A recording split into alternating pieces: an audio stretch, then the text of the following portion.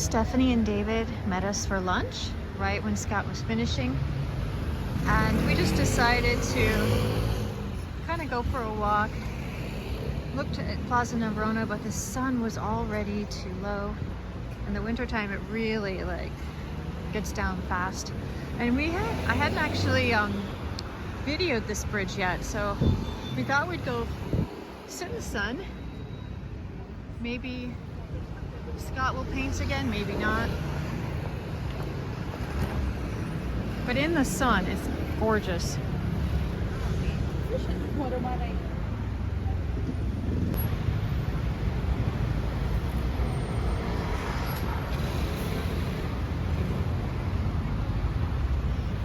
These would be so fun to draw or paint, but a little bit too hard to keep your head cranked up like that.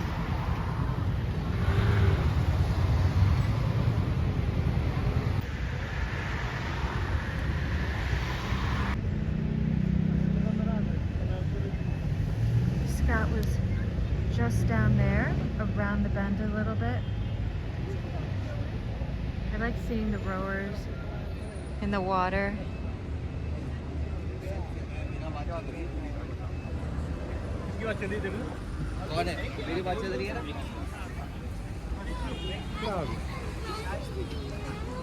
It's also fun just to hear all the different languages.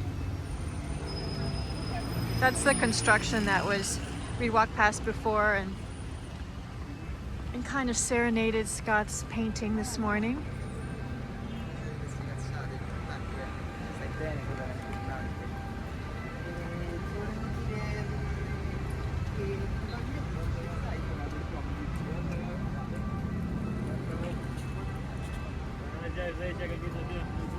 I mean, you could paint on this bridge.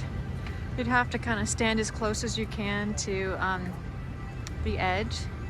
Probably would get a lot of, if you're, not shy. I don't know if I could do that. I think I'd have to always be nervous about, not having my eye on all my stuff.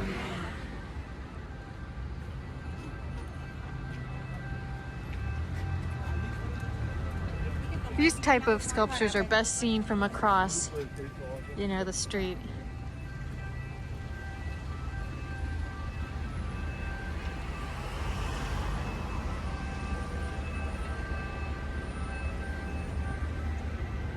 So what you thinking? I'm thinking of what the light's doing, where it would be a nice place to stand and paint. A lot of nice views on this river. Yeah, the river is gonna be your best bet no matter what. You can just move from side to side, look right and then look left. You can see the direction the sun is going this way. The squares and everything have now gone into shadow, but this light is coming right down the river. So this is going to be your longest light that you're going to have. Yeah, the building's it's within 15 minutes we were just walking through Plaza Nevrona and we realized there's no way he could start a painting. In 15 minutes that light is going to go over a roof. So you have to plan this stuff pretty far. We walk down and there's some stairs here, so we're just sitting in the sun. It's gorgeous in the sun. And Scott was saying that he could paint, but probably not. We got about 20 minutes of light left. It could be a little bit more, but you kind of almost have to be set up already and then tell yourself 20 minutes of painting and that's it. But it's just the setting up that takes a little bit of time, but it's just pleasant. Just relaxing. It's just really pleasant. So probably in the winter, it's probably one painting a day type of. Look at the ducks.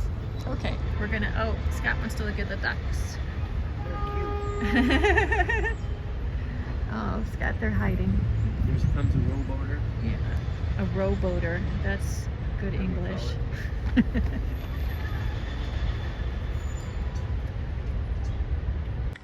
I love a bathroom with a view. So in the warm weather, they can take a shower, kind of give, I guess, their neighbors a little view. But this is what they look out over. The rooftops. So see those trees right there? That's exactly where the river is. We're at the very, very top of this building, but I just think it's so fun. These windows are so cool. You could take a shower and look out at the birds. Direct sunlight. It's like looking at a backlit thing, so this way I can. I was asking Scott why he was wearing this big hat inside. Yeah. If you can see over here, there's this There's a wall, window. this yellow wall. It's getting light. Okay. We could block that, but I just have my hat, and then I can see. So we're back after painting, and the painting does look different. I love Yeah. how middle value it is. Yeah, that's what I wanted to go for. Yeah. Cool. Yay. Yeah, so this was a super fun. I don't think we spent more than a half hour on this. No, oh my God. And You spent way more than a half hour. did I? How long? I wonder how long. I that think was. you did it in 5 minutes. Maybe you're Merlin. Oh, you think it was about what, 45 minutes? No, I think it was at least an hour, if not Oh. more. We know what's cool. We can look at the video and we'll We know. can look at the video. Because it probably just seemed faster to me. Yeah. But one thing I was going to do here, and I was going to show you since I video it, when we started this scene, I put a couple of these strokes in and then painted around them and then put a couple more in at the end. But it was complete glassy. There was no wind at all, so the reflections were straight down. But then as I painted and I did more on this, there was a little bit of a wind, and I liked how it broke up and made a little bit of squiggly. It makes it look more like water. Reflections, right. It makes it more like water. But because I left these straight, they don't match with the water. Right. So now I'm going to go and I'm just going to slightly squiggly these so that they will match the reflections that are happening over here. So that's really Okay, all. no, that's good to know. Yeah, so it's kind of fun how that. And you cleaned up your paints and laid out more paint, and I just put some more white, some more yellow. All the rest I was okay on. So yeah. So let me find a little square brush here. it's fun to see your Vatican painting in the background. Yeah, I'm gonna get rid of that light patch in the Well, foreground. I mean, Yeah, I'm going to. okay. It'll be a much nicer design. Just because it's there doesn't mean you have to Yeah, paint that's a it good that lesson, way. even when you're doing portraits. I know. That's why I like when I get to the studio, I only work half on the painting with the photograph there, and then the rest of it I do without the photograph, so that I'm not just copying it. Right, becoming too literal. I just think what's better for the painting, not what necessarily was there. There's different ways you can soften this. I mean, people can just use, you This know, has maybe a a big little- soft brush and just kind of flick it back and forth. This or has a use your little dark finger, on the or- side of it, so you can use that kind of to give me a little bit of a... But you like, if you had a choice, Scott will always put step down values instead of softening it just by smudging. So we'll just make sure that this one's pretty broken already. But some of these two especially that I put at the very end, I realized, I forgot that I had to make them. So what you were doing was you were mixing the value that was right next to it, like the shadow and the water. Right, So- exactly. Just so that I can get a little bit of the sense of that broken kind of squiggly thing, and I can put a little bit more of the color in there. Small little brush, since it gets a little bit lost. See how this color is. Let's see here. Remember not to go too light. Yep.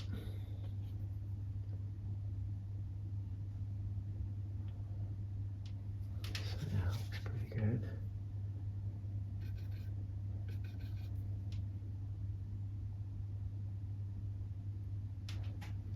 So yeah, that's pretty good. That's about all I need to do. I just thought you'd be interested to see that. Oh, definitely. There's always things you see when you get back, because, I mean, it looks different in this lighting. And this is going to be more how people see it in their homes, too. Sometimes when you paint outdoors, it looks so different when you bring it indoors. And Right. I'm gonna sign it and then I'm done. And then you said, I might film a little bit of you fixing that Vatican one. I'm gonna do that one next, yeah. Okay.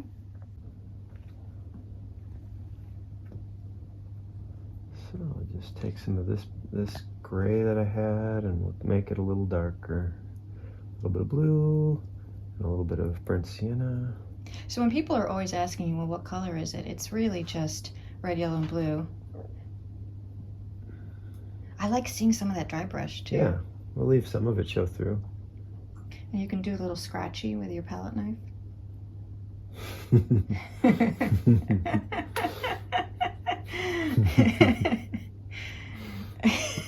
Don't you just want me to stand behind you at everything?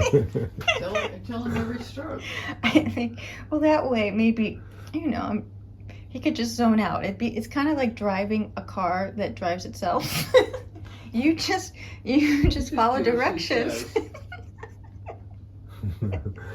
That's what I should have. So you don't even come when I'm painting. I could just, you know, put the phone on and on like a video call. That's and you right. could just be telling AI. me. Okay, now. That's good. Yeah, I like seeing some. Yeah. Well, that's cool. No, I like that painting too. They're both different. This one is maybe a little bit.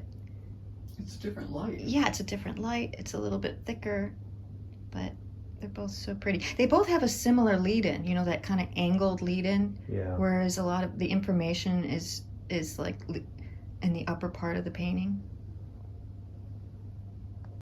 Here is an acrylic that Scott did the first time we visited Rome. And you guys can see that's that round building. And he was just a little bit, he was on the other side of that bridge that he painted at this morning.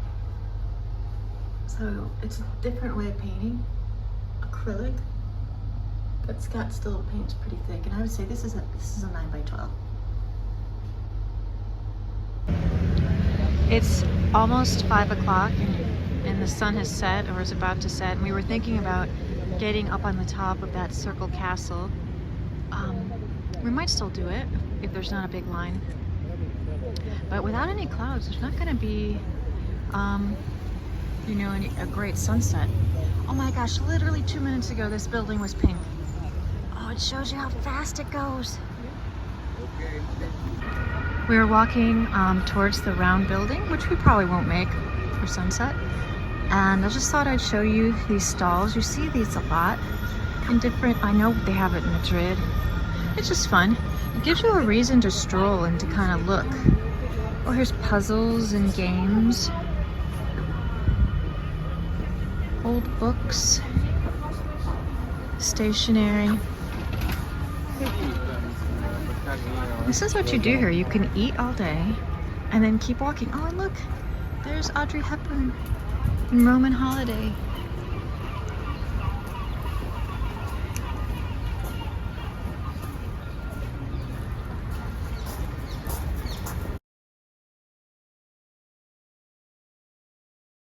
We didn't make it to the Circle Castle because I got a phone call from a good friend, Adrian Stein, and wanted to chat with her. We did get the book on Seraph, and it's such a fun find. I love it, €3. And this is exactly where Scott stood when he did his morning painting. Because you see, there's all this construction. Oh, we get to look inside. Whoa, there's a car. Anyways, I thought it would be kind of neat to almost do a nocturne, but Scott doesn't have like a light for his easel or a headlamp. Oh, it's closing. We'll have to get him something like that.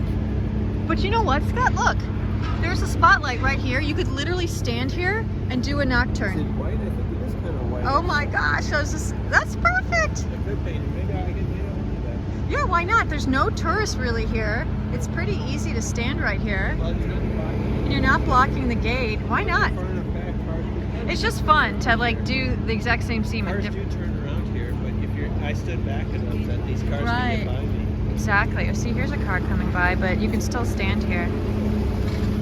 All right, possible. This is a church that is literally just to the right where we were standing, where Scott painted. And maybe because at nighttime they put the lights on, and that's why I think a lot of people go into St. Peter's Basilica, you know, when it's dark, because you don't, you know, they put all the candles on at night. It's a totally different look, you know, seeing the altar like that.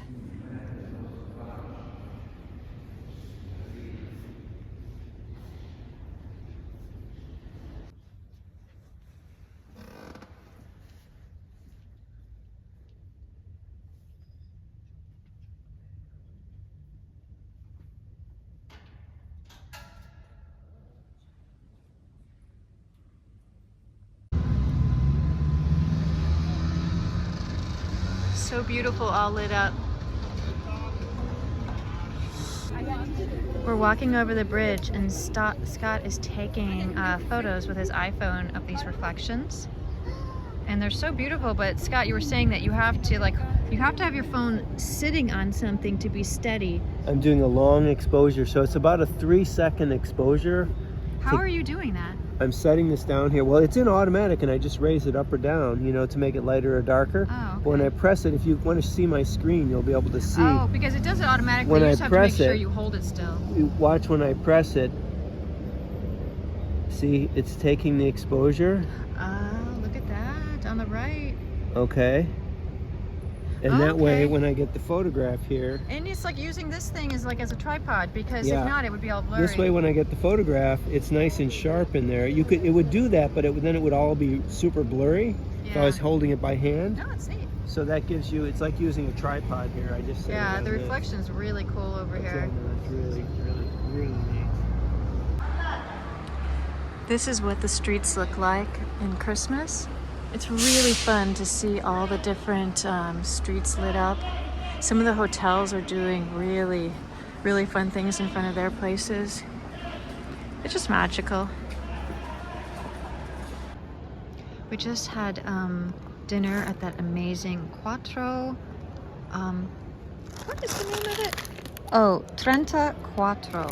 I highly recommend that restaurant. It's literally right here next to this church. We've been in it before, but we did not realize that there was like a Raphael in here. It's probably stated someplace, and we just, since we don't speak Italian.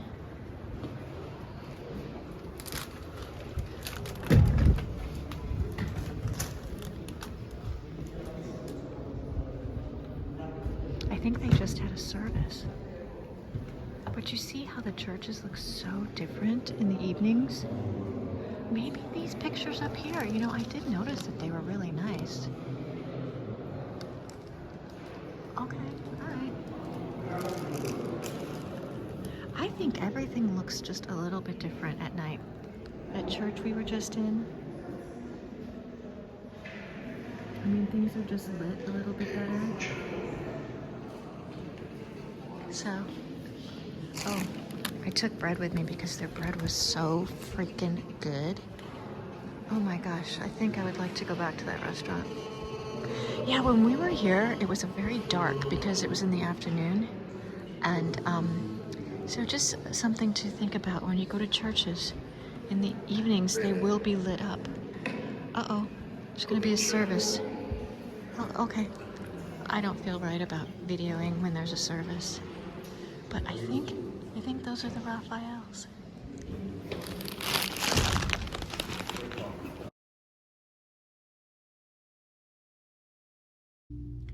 I actually went into Scott's studio, and I don't know if I would say stole or maybe borrowed, or I don't know. But Scott does not mind at all working on that very, very inexpensive cotton canvas. Me, not so much. So this is a 30 by 30. And so what I'm doing is I have all different kinds of primers. If you guys have seen other videos, you'll see all the primers. But I decided to use this Rublev lead oil ground. So I'm going to put a coat on this. This is a gallery wrap, about a 3/4 of an inch canvas. And, you know, I'm hoping to do something bigger, something important, because I tend to do a lot of these little studies, and especially a lot of things for classes, which I love doing. But so I'm going to prepare this. I'm using this really big brush. You know, a lot of times you can just wash these brushes out and use them again, but they're so inexpensive that if it's really just 1 or 2 uses, then that's fine with me. But that's what I'm going to do, and it's probably going to take,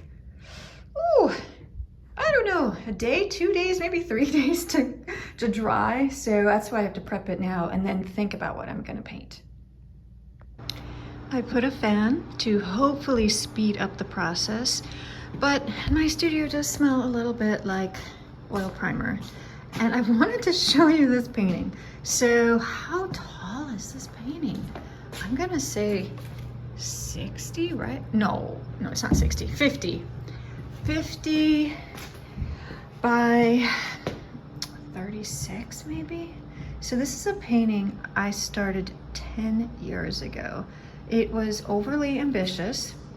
I did the boy from a photo, and I had set this up in my studio at my home. So the light, the north light is coming from the right, and I had, oh my God, that's right, I'd borrowed a saddle, I had borrowed some Western toys, and then I bought a bunch of Western toys. And a poster. My idea was that I was going to do this as like a big, fun painting for the Prix de West, and it just did not work out. I mean, it's cute, right? Yeah, just did not work out. It's not something that I could say, hey Scott, why don't you finish this? Because it's just not something he would paint. So I can't just be like, oh, could you just, you know, I put a certain amount of time into it. Well, you know, it's just not good enough, and it's been sitting in my home studio. In fact, it was like so dusty, I had to like wipe off dust. It's on a gallery wrap.